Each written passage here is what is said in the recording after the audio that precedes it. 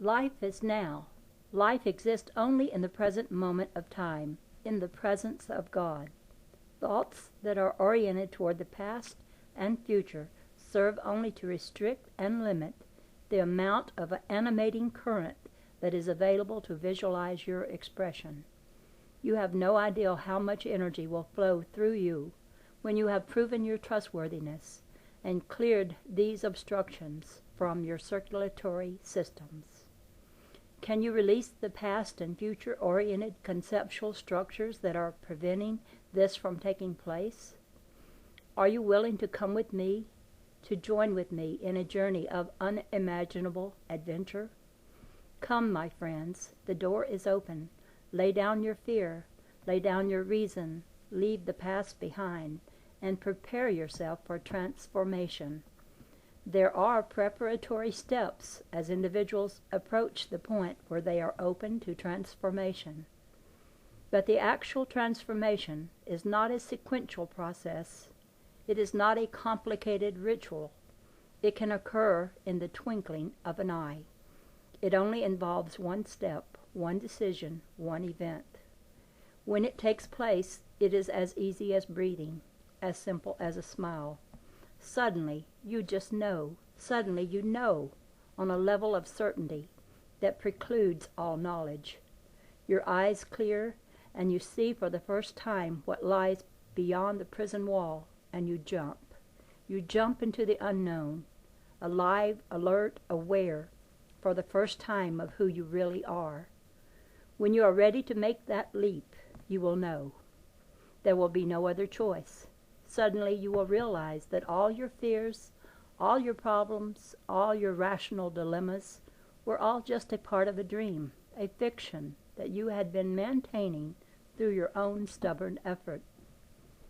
Identifying with the being behind all life, you realize that the particular form that you are conscious of projecting through at the moment is not really who you are.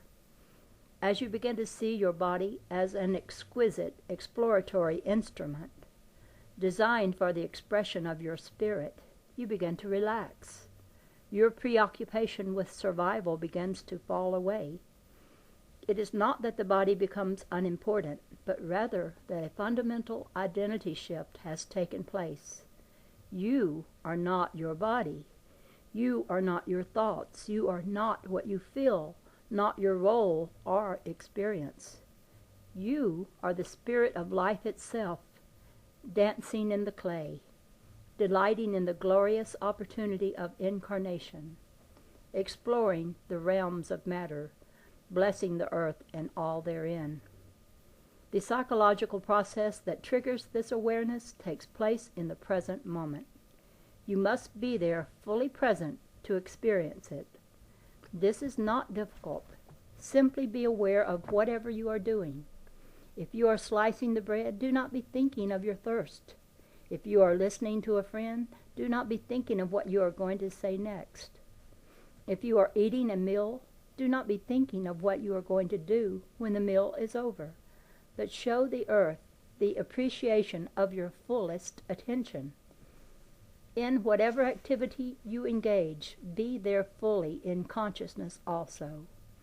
This will draw you into the presence of God and quickly show you what areas of your life are most in need of adjustment. The question is not how much of the presence of God you can bring into your life, but how much of your life can you bring into the presence. The presence of God is everywhere.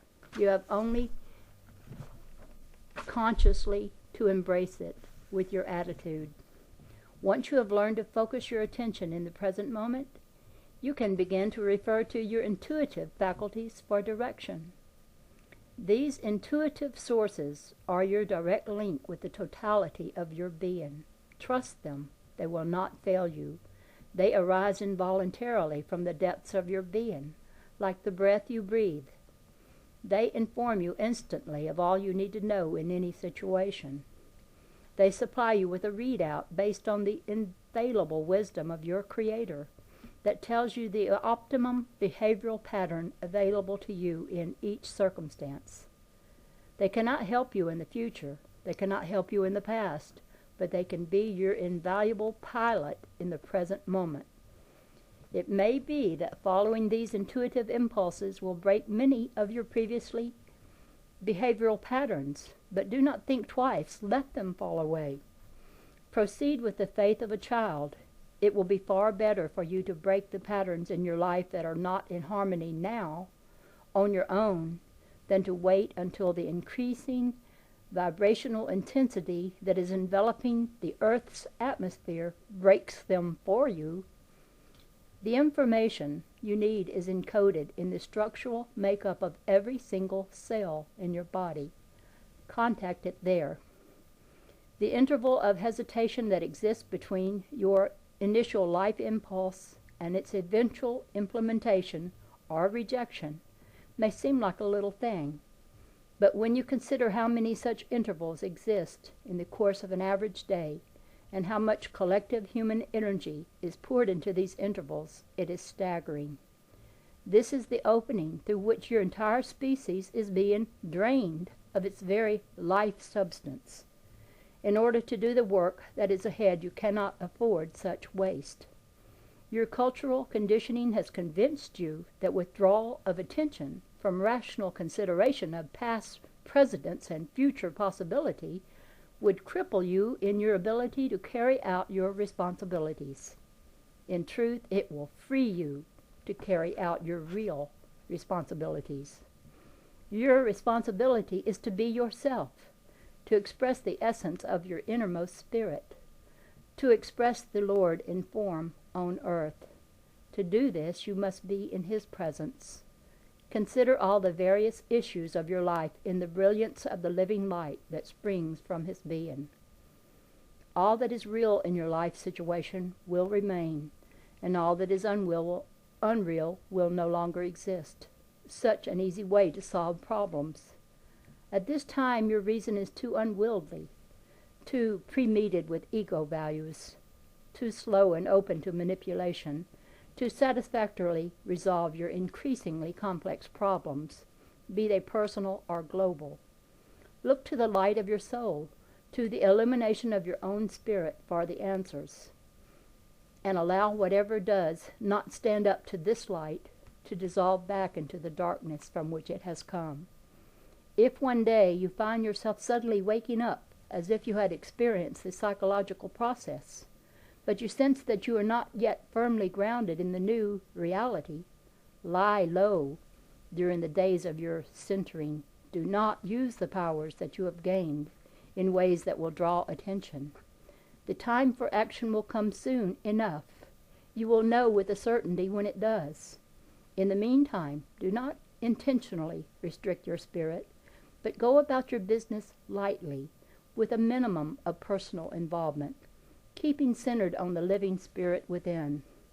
As you become secure and steady in your ability to maintain yourself in the presence of God, you will find supreme fulfillment in simply doing what is required of you in the moment. In the state of grace, your false identities will fall away, and there will remain during the times of your information an individual identity much more flexible and much more functional than any you now embrace. This identity will not be an exclusive identity that feels separation from the rest of its kind, but a cooperative identity that understands its own uniqueness to be the mechanism through which it might serve the greater whole.